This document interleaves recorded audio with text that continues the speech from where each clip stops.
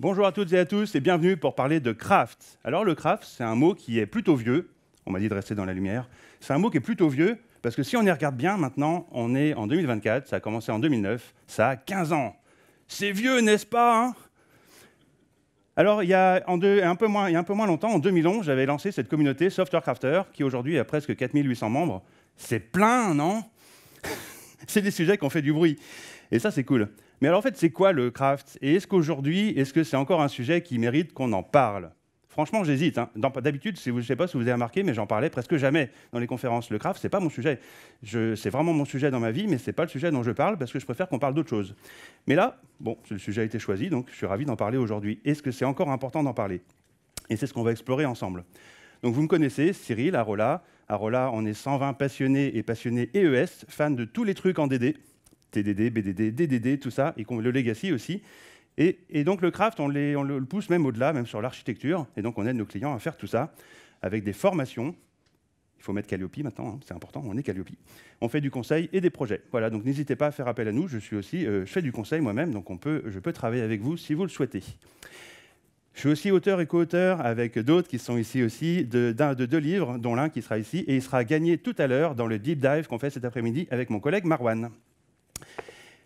Voilà, alors le craft, c'est quoi?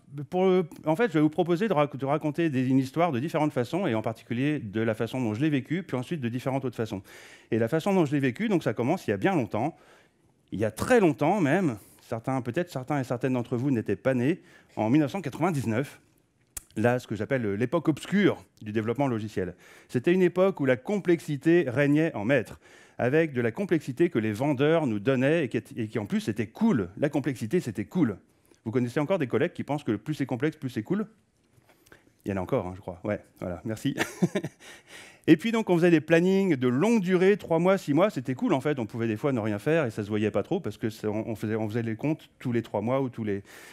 Mais bon, c'était moyen. Et on faisait des grosses specs aussi qui devaient être complètes avant de commencer à travailler. Bien sûr, on trichait, mais il faut bien travailler. Mais tout ça était assez pénible. Et puis surtout, il y avait cette idée extrêmement malsaine, mais qui traîne encore et qui revient à l'occasion de Gen AI, que coder c'est sale, mais heureusement, bientôt, il n'y aura plus besoin. Parce que la technologie va résoudre le problème et il n'y aura plus besoin de coder. C'est une idée qui n'arrête pas de revenir depuis les années 60, et elle n'est toujours pas partie en fait. Mais on n'a toujours pas résolu le problème non plus. Donc sérieusement, tout ça pas très sérieux aujourd'hui. Si vous avez de la bouteille, vous avez compris que tout ça, c'est des chimères.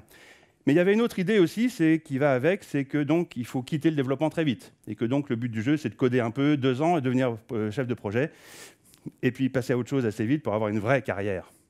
C'est des idées qui existent encore? Sérieusement? Alors, en même temps, le progrès vient d'ailleurs, et en Oregon, aux États-Unis, il y a une ville qui s'appelle Oregon, il y a une ville qui s'appelle Portland, en Oregon, et il se passe des trucs bizarres là-bas. Là, c'est cherchez pas, c'est un homme qui court après un poisson qui traverse la route. Normal, quoi. Et donc à Portland, c'est une ville qui est réputée pour être weird, et ils s'en sont très fiers d'ailleurs, c'est leur slogan, Keep Portland Weird. Et weird comme ça, hein, hippie, extrême, tout ça, il y a des manifestations où les gens font du vélo tout nu, etc. C'est très drôle. Mais il y a aussi donc plein de gens cool qui sont un petit peu en avance ou en marge, c'est pareil d'ailleurs. Et parmi ceux-là, il y avait Ward Cunningham. Et Ward Cunningham, il a vraiment changé, il a eu énormément d'impact. Il bossait chez Tektronix et il avait des collègues comme Rebecca Wiersbrock et Ken Beck. Et tous les deux, avec Ken Beck, entre collègues, ils se sont posé la question, et si on commençait à travailler différemment? Bon, il s'avère qu'ils jouaient avec Smalltalk aussi, ce qui aide. Et ensemble, ils ont inventé ni plus ni moins que la notion de pattern en logiciel, le wiki. Wiki, c'est les initiales de Ward Cunningham, américanisé, hein, qui a donné toute la suite. Extreme Programming, les CRC cards et plein d'autres trucs. Vraiment, ils ont vraiment changé notre métier. Alors, ils n'étaient pas les seuls, honnêtement. C'est les plus visibles, mais il y en avait plein d'autres qui avaient inventé leur approche de faire du logiciel plus vite, plus en continu, avec plus de feedback. Bref, des nouvelles approches. Et ils se sont retrouvés dans une station de ski en 2001, vous connaissez l'histoire, et ils ont accouché d'un manifeste qui est devenu une loi pour la plupart des entreprises par la suite. Ça n'a pas démarré tout de suite. Mais ce manifeste, en fait, il avait du sens à un moment dans l'histoire comme une réaction à des abus. L'industrie, collectivement, exagérait les trucs de droite, et donc ils nous proposaient de faire plus des trucs de gauche. Tout simplement. Alors, je sais que ça peut paraître bizarre à certains d'entre vous, en particulier si vous êtes jeune. L'agile aujourd'hui est un moyen d'oppression.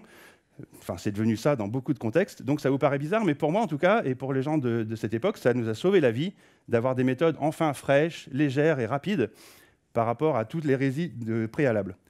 Alors le truc, c'est que on ne se refait pas. 10 ans plus tard, l'agile est devenu la nouvelle norme qui commence à nous contraindre et qui commence à mal tourner aussi. Et c'est ça, justement, c'est pour ça que beaucoup souffrent aujourd'hui sous le nom de l'agile. Et donc, on entend des trucs comme maintenant, toi, tu es chef de projet, tu deviens Scrum Master, ou tac, et puis on commence à avoir des abus, des hérésies du style on voulait de l'agilité, mais on nous a donné plein d'outils, et maintenant, ces outils nous disent qu'il faut bosser comme ça, en cliquant des trucs fréquemment, comme des hamsters dans des roues. Et là, quand on voit ça et qu'on voyait l'agile des débuts, on crie « Ah, mais c'est n'importe quoi !» C'est justement, on voulait plus de trucs de gauche, mais là, au nom de l'agile, on revient au truc de droite. Oups, on est retombé dans nos travers à nouveau. Bon, voilà, bon, on est comme ça, on est humain. En tant qu'industrie, on glisse. Alors à cette époque-là, en 2009 à peu près, certains font le constat d'une gueule de bois agile. L'agilité, Scrum en particulier, a quand même amené un petit progrès dans la façon de gérer les projets. On les cadence de façon plus courte, on va plus vite, on livre quand même un peu plus de valeur.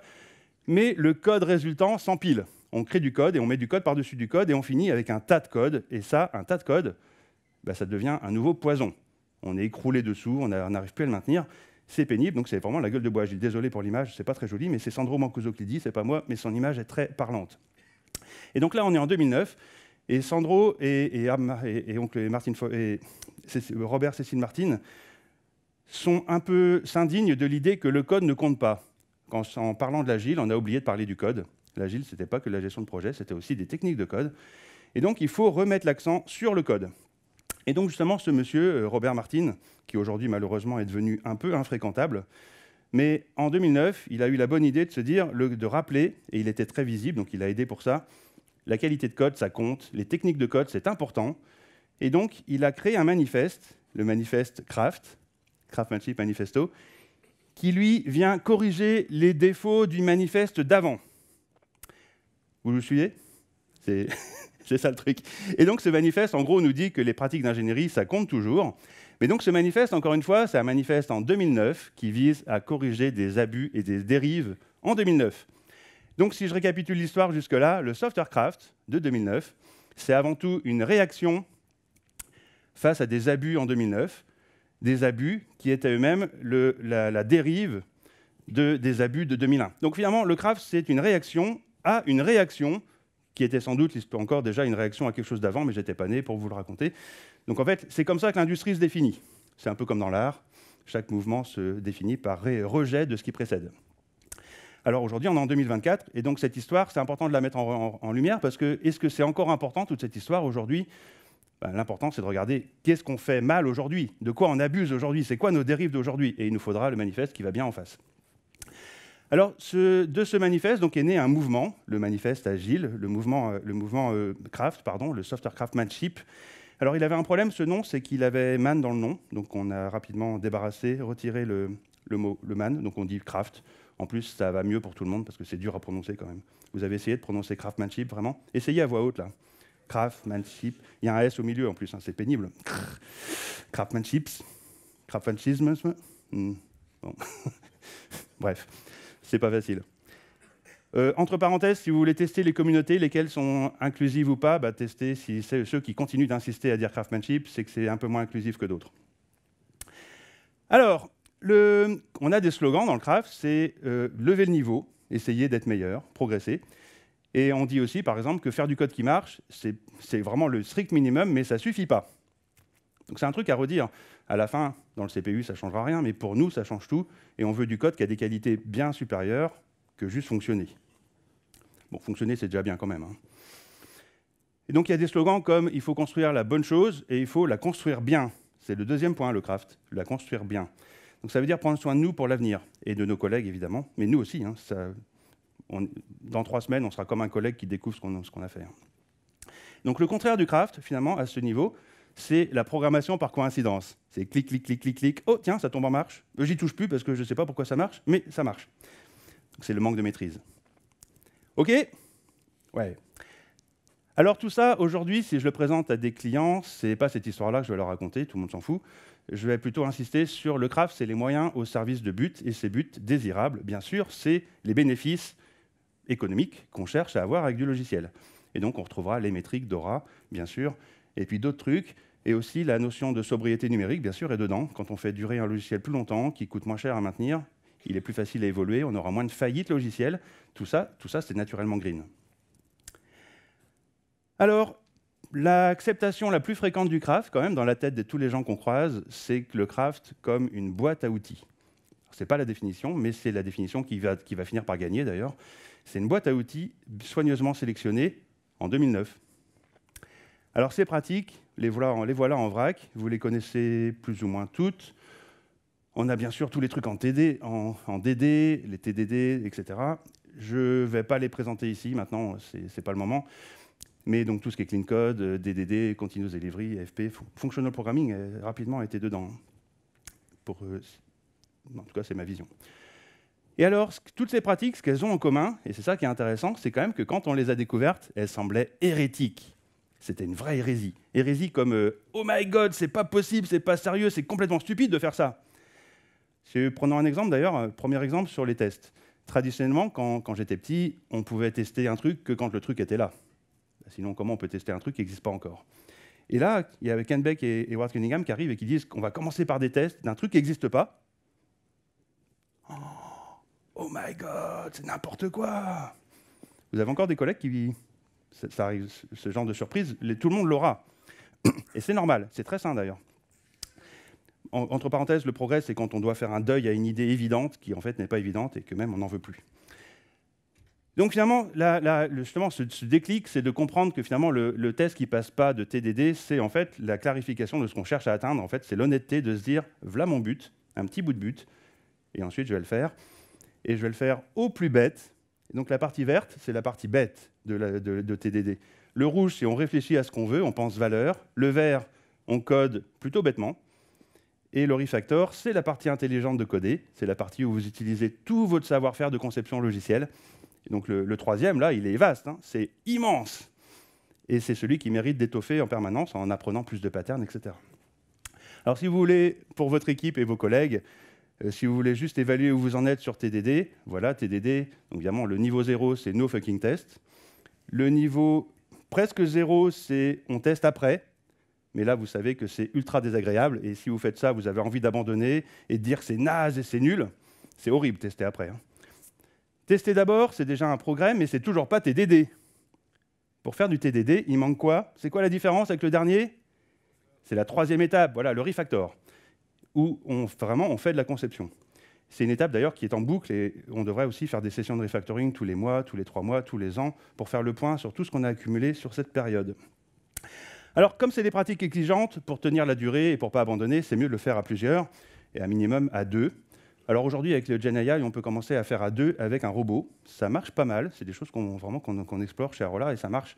Il y a vraiment un vrai potentiel, d'autant que OpenAI ou Mistral AI représentent très bien la moyenne de tout le monde, ce qui fait un excellent partenaire moyen, qui représente la moyenne de tout le monde. Voilà. Donc voilà, coder à 2, pareil, c'est complètement stupide. Quoi, on va payer 2 salaires pour faire le boulot d'un? Ah, n'importe quoi. Moi, je me mettrai au pair programming que quand on me prouvera qu'on fera autant de lignes de code que les deux auraient fait individuellement. Bah, c'est la blague. Faut rire, hein. C'est une blague. Ouais. Merci. Hein. Ouais. Vous pouvez rire plus fort. Alors, si vous voulez expliquer le pair programming, la métaphore serait plutôt le rallye auto. Pour vraiment être performant en rallye auto, il y en a un qui pense, un ou une, qui s'occupe du volant et qui fait la tactique, tandis que l'autre pense à la stratégie, la vitesse à aborder pour le prochain virage, à quelle position il faut se mettre, etc. C'est pareil pour le code. Et donc, en fait, on va vraiment plus vite, on hésite moins, c'est génial.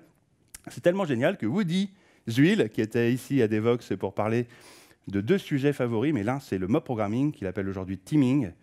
Il a généralisé le pair programming à du mob programming. Donc, à minima, si vous avez des problèmes pour faire du pair, parlez du mob à votre manager, et d'un coup, le pair programming paraîtra beaucoup plus raisonnable. Alors, parmi les autres pratiques, on a bien sûr le BDD, Behavior Driven Development. Ce n'est pas une histoire d'outils, c'est une histoire de conversation. Et c'est quoi l'ennemi entre humains? C'est quoi notre problème principal? C'est qu'on se parle et on croit qu'on s'est compris. Et donc, comment on fait pour éviter ça? Comment on fait pour mieux se comprendre? On se parle au travers d'exemples concrets. et on implique les personnes concernées par tout ce qui a de l'importance, tout ce qui a de l'enjeu. Donc en général, on met ces trois-là. Alors il y a une autre idée, c'est de collaborer aussi très tôt et en continu entre toutes les parties prenantes de la chaîne de valeur. Et alors là, vous voyez, je vais changer de slide et on va voir que c'est marqué DevOps. Et on a donc des Ops et des Devs. Et on va avoir, tiens, c'est le même slide qu'avant. On va collaborer très tôt, en continu, depuis le début, entre Ops et Dev. Il y a des idées communes dans tous les sujets. C'est les mêmes racines. Et donc DevOps, pour moi, c'est aussi une pratique qui est complètement intégrée dans ce qu'on appelle le craft aujourd'hui, le craft au sens large. Et donc, il y a aussi, bien sûr, dedans, des pratiques d'automation, comme nous en code, quand on est dev en code, et comme les devs aussi, beaucoup d'automatisation. Donc là, c'est plutôt sur les tests, mais l'automatisation de tout ce qu'on peut. Alors, le craft, c'est aussi, depuis 2011 en particulier, c'est aussi les pratiques de legacy, parce que il y a une tradition, jusqu'en 2011, dans les conférences, on voyait que des projets qui commencent à zéro. Mais en 2011, on a commencé à parler des vrais problèmes qu'on a quand on a déjà du code quand on arrive. Vous aviez du code quand vous êtes déjà arrivé dans votre projet, hein? Et votre principal problème, c'est que le TDD et tous ces trucs-là, dans des codes qui sont déjà là depuis 15 ans, qui représentent 150 années hommes de travail, ça résiste un peu, ça résiste même beaucoup, hein. Et donc le legacy, c'est un de nos plus gros problèmes. Le legacy, c'est quand le code, vous voulez faire des changements, et le code, il dit, bah non. Tu ne pourras pas. D'ailleurs, c'est une blague sur le code immutable. Le code immutable, c'est le code que vous ne pouvez pas changer? Non, c'est pas ça. mais malheureusement, on a trop de codes immutables de ce type-là.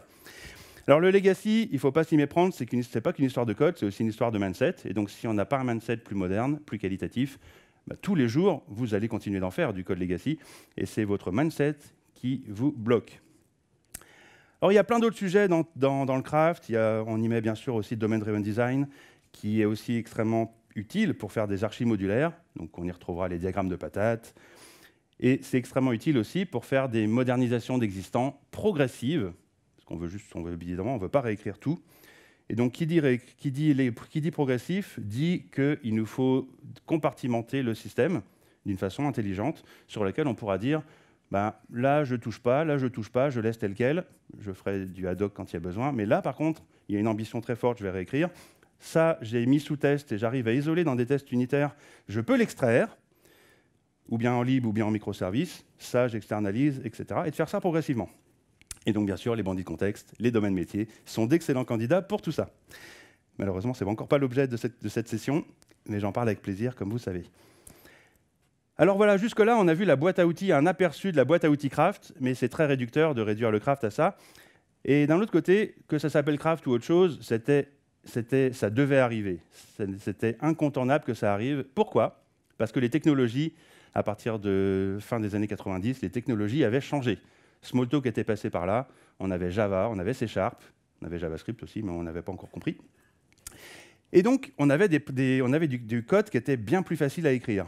Rappelez-vous, avant 2000, la majorité des logiciels étaient faits en quoi? En C, C++.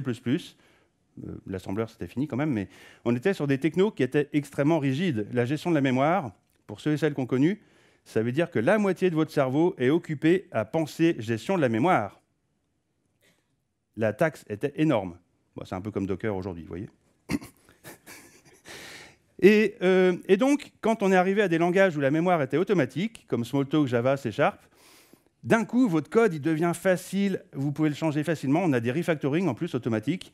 On a tout ça, le code il devient comme de la pâte à modeler et non plus de la pierre. La pierre aussi, si vous donnez un coup de travers, vous pleurez parce qu'il faut tout recommencer. C'est comme le bois, comme sculpter du bois. Donc vous voyez que finalement, les process de cycle en V, etc., ils n'étaient pas idiots pour tailler de la pierre ou tailler du bois. Vous ne voulez pas recommencer votre pièce, vous voulez la faire bon du premier coup, parce que c'est très coûteux à construire. Par contre, si vous passez à de la pâte à modeler, bien sûr qu'on ne va pas avoir les mêmes process. Bien sûr que prototyper, vous pouvez le faire directement avec la pâte à modeler. Il n'y a pas besoin de faire un plan avant ou un proto du proto du proto. Non, on peut directement aller sur la matière. Et depuis, c'est encore d'autant plus vrai. On a des langages comme Python, Clojure ou F# sont des langages qui sont encore 4 fois plus compacts, 4 fois plus rapides, et on continue dans le sens de l'histoire, on avance dans cette direction. Donc finalement, voilà, vous voyez que c'est logique de ne pas avoir les mêmes comportements selon la matière qu'on traite. Alors, le petit bémol, et c'est là que c'est important de repérer, finalement, ce n'est pas le langage qui compte le plus, parce qu'on peut avoir du Java bien avec des refactos et tout, mais c'est du Java legacy, et en fait, on est quasiment du côté gauche de l'écran, hein. Et c'est ça qu'il faut avoir en tête quand on choisit nos pratiques, c'est est-ce que je suis vraiment dans de la pâte à modeler? Il y a plein de legacy qui ne le sont pas. Ils sont devenus de la pierre. Ils sont fossilisés. Alors ça, c'était incontournable. Ça devait arriver d'avoir du craft ou un équivalent, et bien sûr aussi de l'agile. Alors je ne vais pas rentrer dans les querelles, mais vous saviez qu'il y avait un concurrent à Scrum qui était Extreme Programming et qui a perdu. Mais donc le craft, finalement, c'est une autre lecture de l'histoire, c'est que le craft, c'est ce qui manquait à Scrum pour refaire une sorte d'Extreme Programming du pauvre. Voilà. C'est ce qu'on a aujourd'hui, du coup. Alors il y avait un truc de plus quand même dans le craft, c'est un aspect un peu militant, un peu politique. Et c'est cet aspect de dire non, d'oser dire non. Vous nous demandez des estimations précises, de s'engager sur une deadline ultra fixe. Non, on va dire et on va dire non. Ça n'a pas de sens. Et donc Woody, encore à cette conférence, il nous a parlé de no estimate, et donc c'est celui qui en parle le mieux. Comment retourner le problème et comment travailler de façon constructive, mais sans dire oui à des demandes non raisonnables. Cet aspect du craft, c'est l'aspect aussi de professionnalisme. Le professionnalisme, comme on le pense dans plein d'autres métiers. Alors, il faut le mériter aussi, il faut être un peu responsable. Mais si vous allez voir votre dentiste et qu'il vous dit il faut 3 séances, vous allez négocier pour dire non, tu ne pourrais pas le faire en 2? Non, on ne va pas faire ça. On fait confiance au dentiste pour qu'il fasse le bon boulot. Sinon, il devrait vous répondre oui, écoute, mais tu auras un risque de 30% que ta prothèse ne tienne pas dans les 2 ans. Non, je ne joue pas à ça. Une autre histoire, c'est une histoire en Chine, on dit souvent ça, on dit un boucher ne perd pas son temps à affûter sa lame.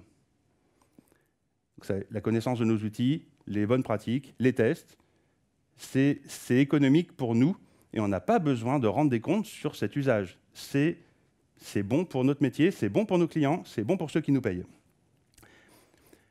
Un autre exemple, c'est en cuisine. Je ne sais pas si vous avez déjà vu dans une brigade de cuisine, les membres de la brigade, ils lavent au fur et à mesure chaque casserole, chaque ustensile. On ne laisse jamais traîner des trucs sales. D'ailleurs, on ne s'en sortirait pas sinon. Et souvent, dans une cuisine même qui sert beaucoup de plats, il n'y a qu'une seule casserole qui n'arrête pas d'être réutilisée. Et on la lave en continu. Les artisans qui font du bon boulot, pareil, ils nettoient le chantier au fur et à mesure. Pour ne pas se prendre les pieds dedans, on gagne du temps en fait, à avoir un chantier bien rangé.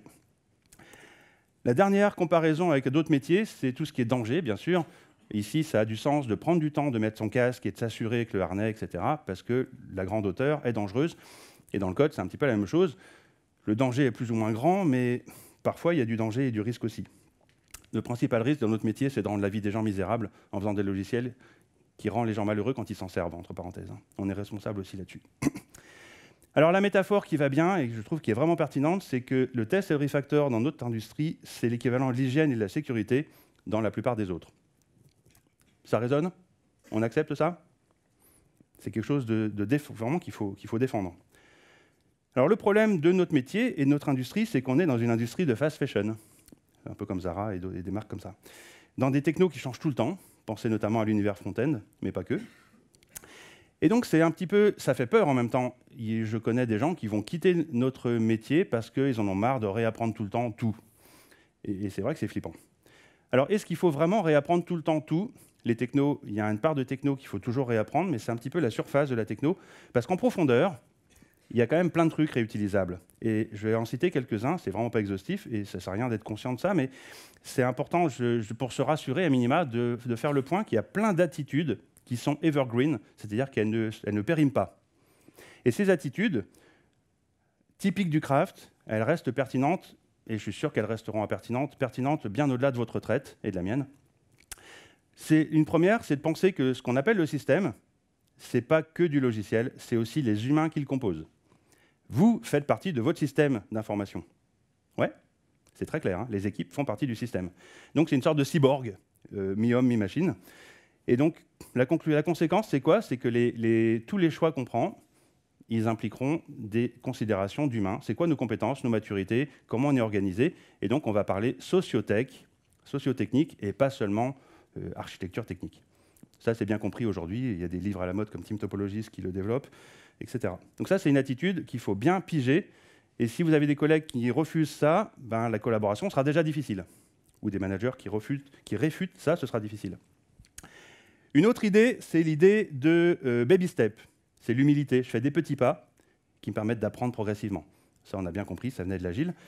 mais on le fait aussi techniquement. Les microservices, c'est quoi? C'est jamais que des micro-bouts. C'est ça la grosse idée. Hein. Microservice, c'était micro. Le côté génial, c'est micro. Ça veut dire aussi que je peux le jeter et le refaire pour pas trop cher. C'est génial comme option, ça. Micro-bout. C'est aussi le bout qui tient dans ma tête. Donc c'est charge cognitive. Là, vous voyez qu'on on parle de nos têtes, plus qu'on parle de code. Ça fait longtemps qu'on n'est plus dans du computer science, en vrai. Hein. On est dans du développement logiciel. C'est une histoire de cerveau et de ses limites. Et donc c'est ça, les microservices. C'est des grosses bouses, on passe à des petites bouses, mais au moins, tout est plus facile à gérer. Alors hier, il y a une session que j'ai dû rater parce qu'il y avait trop de monde et il y avait une file d'attente devant, c'est la simplicité, mais c'est ultra important. Et donc, vous vous rappelez tout à l'heure, je parlais de la complexité qui était cool. Aujourd'hui, on est à l'époque où il faut vraiment dire que c'est la simplicité qui est cool. Et on doit être les champions, toutes et tous, de faire le plus simple. Alors évidemment, le premier coup n'est pas simple. Donc simple, c'est toujours simplifier. En fait, on commence par une bouse et on la simplifie sur quelque chose qui sera plus simple. Et donc, il faut vraiment être fier de cette simplicité. C'est la plus grosse démonstration de maîtrise. C'est un truc qui paraît évidemment trop simple. Alors, c'est partout, la simplicité. Hein, il y a aussi un peu de bon sens. Ici, il y a un aspect de living documentation, d'ailleurs. Hein, vous voyez qu'on aurait pu éviter la documentation. Vous savez que nommer, c'est difficile, bien sûr. Il y a un autre aspect aussi, c'est bien de comprendre qu'une dépendance, ce n'est pas juste un bout de code qu'on n'a pas à écrire. C'est un bout de code qui va nous jouer des tours aussi. Donc c'est une bombe à retardement. Et que donc on doit être frugal avec ça. Une dépendance, c'est des to-do list contrôlés par les autres qui ont décidé de changer un truc et demain, vous ne ferez pas ce que vous avez prévu de faire. Vous devrez réagir à un truc qui a cassé dans votre dépendance. La dépendance qui a changé un contrat, par exemple. Alors, voilà, cette frugalité, cette idée de se dire si mes dépendances ressemblent à ça, j'ai un problème, je dois faire quelque chose, je dois en parler à quelqu'un. Une autre attitude, c'est cette idée que, encore contre-intuitive là aussi, que si quelque chose fait mal, comme builder, releaser, tester, alors on doit le faire le plus souvent possible. J'appelle ça le principe de la vaisselle.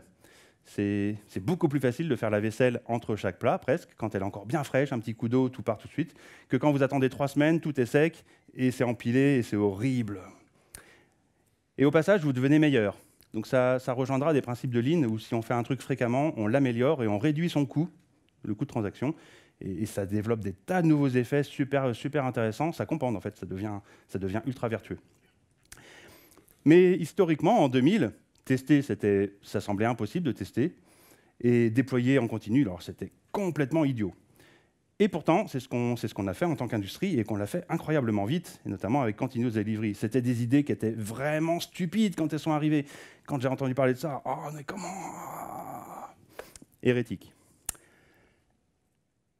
Alors, ces attitudes portables, c'est une bonne nouvelle, en fait. Ça veut dire qu'une fois que vous les avez comprises, vous pouvez les garder. Et même si vous allez dans un nouveau territoire comme la data, l'architecture, machine learning ou GenAI, vous allez récupérer plein de trucs qui seront utiles. Alors justement, c'est ce qu'on va voir un petit peu là. Toutes ces pratiques de craft, évidemment, elles servent partout. Et elles servent notamment sur les infra as code, parce que naturellement, c'est du code. Donc là, c'est pas très compliqué. Mais c'est quand même plus compliqué parce que les tests ont énormément d'effets de bord. Tester de l'infra, c'est que des effets de bord. C'est long, c'est lourd. On ne peut pas être aussi agile que... Donc on doit adapter notre TDD, par exemple. L'architecture, voilà, il y a plein de pratiques aussi. On en a parlé à Devoxx en 2018 avec mon collègue Arnaud Loyer. C'est un sujet qui a pas mal de popularité, d'ailleurs. Donc je vous invite à revisionner, si vous le souhaitez, cette université sur l'architecture, ce que j'appellerais le craft de l'archi. Plus récemment, avec d'autres collègues, on a aussi creusé c'est quoi le craft de tout ce qui est data.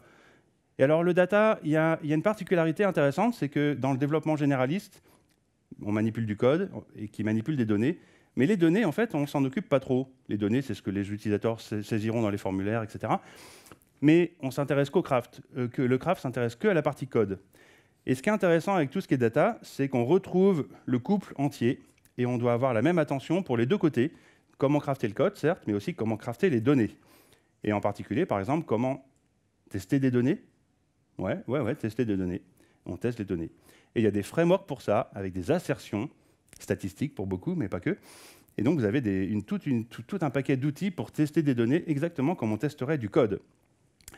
Et vous voyez que là, si vous avez les réflexes portables du crafting de code, vous pouvez devenir data engineer et être plus pertinent que les autres assez vite en ayant ces bons réflexes. Côté machine learning, certains disaient que ça allait remplacer tout le code. Bien sûr, ça n'arrive pas encore. Et puis alors, mais on entend souvent chez les data scientists que tout ça, le machine learning, c'est un sujet tout neuf, donc le craft, un peu à la vieille, tout ça, ça s'applique plus. Ben, c'est pas moi qui vais vous répondre là-dessus. Je vais demander à Google, et Google a écrit un article. Des chercheurs de Google ont écrit un article qui utilise exactement, d'ailleurs, les métaphores du craft, la dette technique, et tout le langage de ce qu'on connaît bien, les dépendances, le code couplé, etc., pour parler de tous les problèmes des modèles machine learning entraînés sur des données. Et vous pouvez le lire, vous comprendrez peut-être pas tout, moi j'ai pas tout compris totalement, mais on comprend quand même pas mal parce qu'on a une grille de lecture qui sont les problèmes de code qu'on connaît bien. C'est les mêmes, sous une autre forme. C'est du code implicite, finalement, le machine learning, c'est du code qu'on n'a pas écrit nous-mêmes. Mais il a les mêmes problèmes et les mêmes problèmes de comportement et de dérive que nos codes. Alors aujourd'hui, si on fait le point, un petit peu le bilan sur tout ça, tout ce qu'on vient de dire, le craft, il a eu son temps, et il a déjà eu un impact. Beaucoup d'entreprises l'ont adopté, plus ou moins officiellement. On le trouve de plus en plus dans les fiches de poste, quand il y a des demandes de sourcing. Donc l'utilité, elle est déjà là, c'est un fait.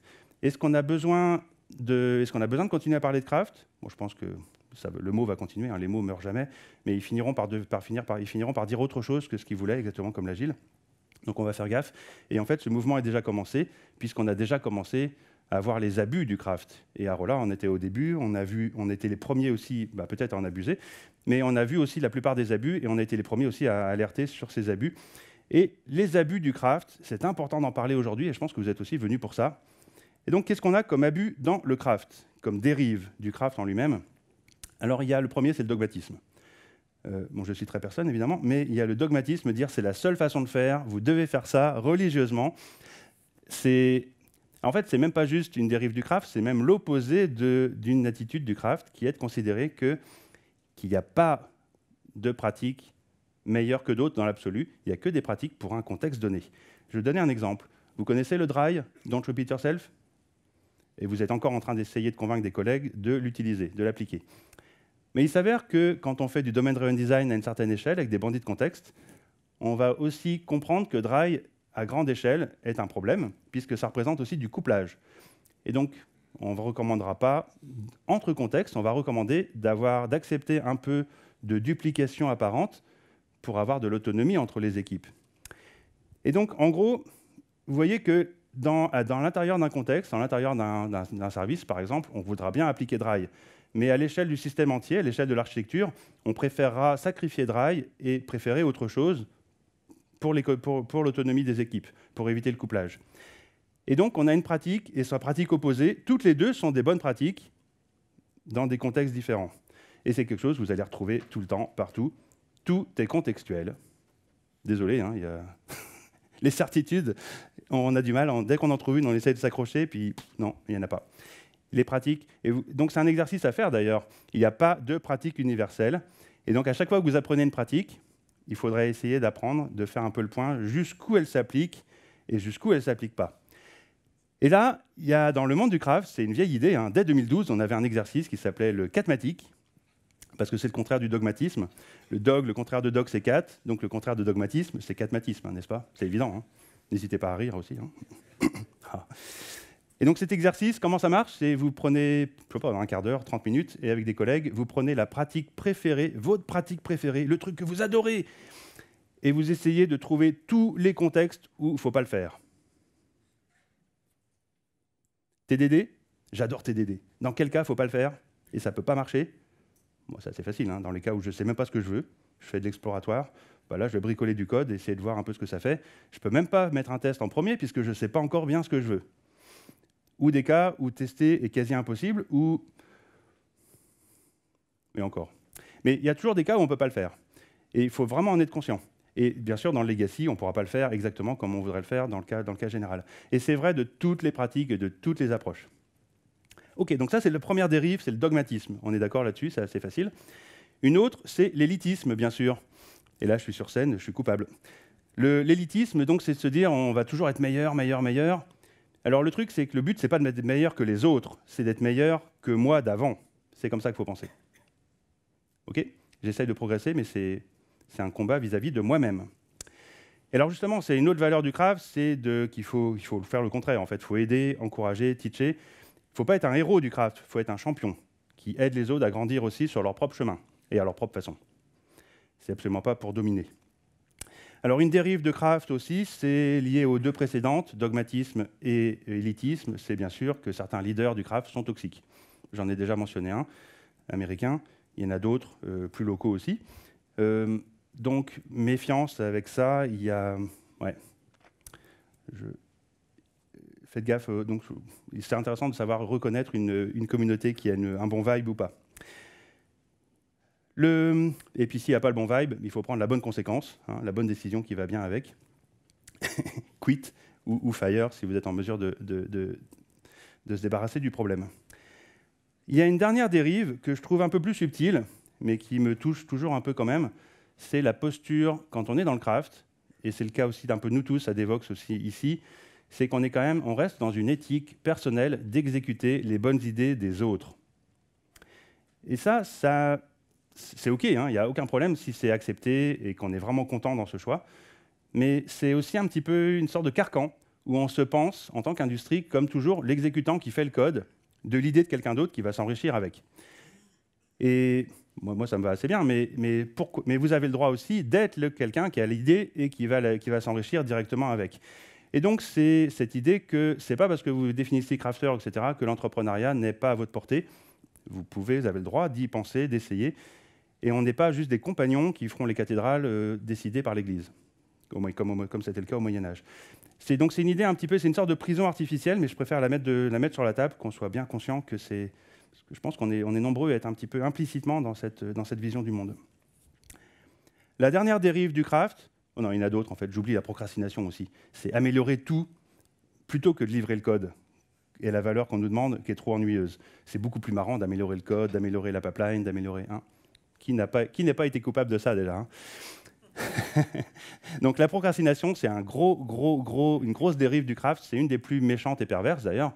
C'est celle qui fait qu'on perd tout crédit, toute crédibilité vis-à-vis de ceux qui nous payent, et même des collègues. Donc la livraison de valeur doit rester la priorité, hein. C'est vraiment le repère. Mais la dernière dérive dont je voulais parler, c'est aussi le fait d'être coincé en 2009. Et donc, malheureusement, de plus en plus, pour beaucoup qui parlons de craft, ils parlent de craft tel qu'il était en 2009. Et réellement, on a essayé de moderniser, mais ça n'a pas suivi, hein. L'industrie reste coincée en 2009. Donc c'est aussi une dérive. Il y a plein de pratiques depuis, il y a plein de choses intéressantes. Et alors justement, c'est ça qu'on va regarder maintenant pour terminer un peu cette session. Qu'est-ce qui s'est passé depuis le 2009 et dont il faudrait être conscient quand on aime le craft sincèrement, pour le moderniser, peu importe le mot craft ou pas, hein.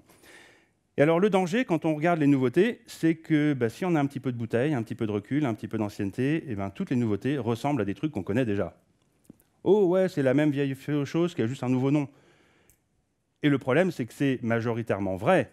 Le nouveau truc, tous les nouveaux trucs, une fois que vous avez 10 ans à peu près d'expérience, tous les nouveaux trucs vont ressembler à un truc que vous connaissez déjà à 80% au moins. Je prends un exemple, le cloud, c'est juste de l'hosting, donc je n'ai pas besoin de m'intéresser au cloud, ça n'a rien de spécial, c'est juste des machines gérées par d'autres sur lesquelles je mets mon code. Mais si vous creusez un petit peu, donc à 80% c'est vrai, hein, et si vous creusez un petit peu, il y a 15% qui font quand même une énorme différence. Et donc aujourd'hui, le cloud moderne n'est plus du tout juste de l'hébergement. C'est des styles d'architecture différents, c'est plein de qualités en plus. Et pour moi, c'est la même révolution que de passer de la mémoire gérée à la main à la mémoire managée. Ça a tout changé finalement. On ne s'en est pas rendu compte, mais ça a tout changé. Et donc c'est ce qu'on parle de serverless. Serverless, c'est le sujet. Donc j'étais content hier de parler à Quentin Adam. Il est sur la même de Clever Cloud. Il vise aussi serverless. Ils ont plein de trucs excitants là-dessus. Et donc on est bien sur le cloud, c'est 80% pareil, mais il y a quand même un écart qui est différent et qui change le game. Et donc mon conseil pour vous toutes et tous, c'est de prendre l'habitude, à chaque fois que vous découvrez quelque chose de nouveau, c'est de creuser, chercher qu'est-ce qui est vraiment innovant dans cette idée, même si c'est majoritairement une vieille idée qu'on connaît bien. C'est quoi le twist? C'est quoi le truc qui est vraiment original? C'est marrant, hein, c'est fun en plus à faire comme exercice. Et c'est là qu'on va vraiment rester dans l'actualité. Moi, j'ai peur de vieillir, entre parenthèses, hein. J'ai peur de perdre complètement, de ne plus savoir de l'actualité, le contemporain. Et donc, c'est l'antidote, c'est ça, c'est de chercher c'est quoi le truc et de comprendre comme un jeune, finalement. Et donc, justement, quand on n'est pas jeune, justement, si vous vous rappelez des transitions précédentes, des déclics dans votre histoire, c'en est un. Un autre exemple de déclic, c'est tout ce qui est messaging. Vous entendez parler d'event-driven architecture, et ça ressemble à du messaging, juste de la synchrone, quoi. Mais qu'est-ce qu'il y a de différent? Qu'est-ce qu'il y a comme truc en plus? Il y a quand même plein d'idées intéressantes sur les événements qui découplent, etc. Et ce sera l'objet du deep dive qu'on fait avec Marwan cet après-midi. En quoi c'est finalement un style d'archi plugin avec des qualités qu'on décrirait classiquement comme le principe d'open close, comment évoluer un système en ajoutant des bouts, sans toucher au reste, juste en ajoutant et en retirant des bouts. Donc un bon vieux principe du craft, mais appliqué d'une façon nouvelle. Et donc, qu'est-ce qu'on aurait d'autre comme idée à regarder? Qu'est-ce qu'il y a d'intéressant aujourd'hui à regarder, à creuser? Il y a l'idée de no-code et low-code. Ça, c'est une vieille idée dont j'ai toujours été convaincu qu'elle ne marche pas. Et vous aussi, hein, certainement. Sauf que maintenant, ça marche. Il y a une vraie maturité des outils no-code et low-code. Et maintenant qu'on a aussi la notion de bandit de contexte et qu'on pense un système comme plein de petits bouts, des petits bouts de no-code et des petits bouts de low-code, ça a vraiment putain de sens. Pardon. Et alors, si vous regardez bien d'ailleurs, ces petits bouts de no-code et low-code, serverless, déjà, ça ressemble à du low-code, mais GenAI encore plus. Vous mettez un prompt et vous le mettez dans une boîte, et hop, ça vous fait un service. Et donc, c'est ce que Simon Wardley appelait le conversational programming. Ça a été une réalité d'un coup, paf, et maintenant, on a un nouveau craft, c'est le craft des prompts, le prompt engineering. Et vous retrouvez les mêmes choses, des patterns, il y a plein de façons de faire ça, des nouveaux patterns d'archi, le RAG, dont on a entendu parler aussi pas mal dans ce Devox. Voilà. Qu'est-ce qu'il y a comme autre, qu'est-ce qui s'est passé depuis 2009 comme une nouveauté? Il y a le mob programming, j'en ai parlé, encore une idée hérétique. Waouh! Mais il y en a eu d'autres.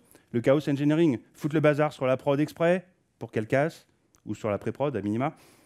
Ah, c'est complètement fou. Tester en prod, comme défend Carity Major, ça, c'est toujours pas imposé.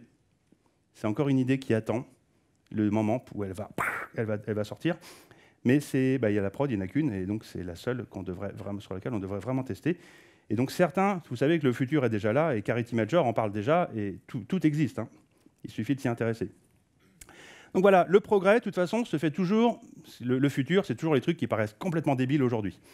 Et donc, parce qu'il y a une ligne très très fine entre ce qui est complètement stupide et ce qui va devenir l'innovation de demain.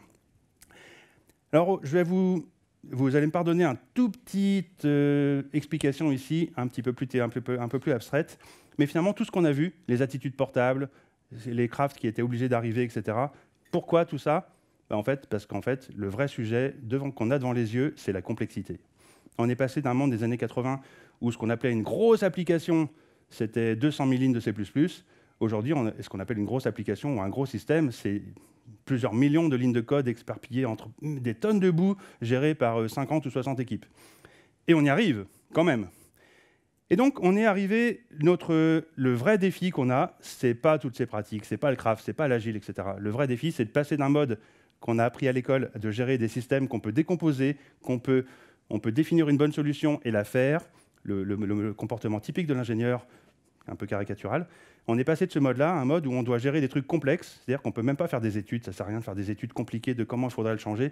Il faut juste essayer, il faut changer de posture complètement. Et c'est ça, finalement, la vraie révolution, et c'est ça qu'on a appris avec l'agile, c'est ça qu'on a appris avec le craft. On apprend des attitudes pour se comporter vraiment de façon juste face à un environnement qui est éminemment complexe, au sens de l'incertitude, VUCA, tout ça. Hein.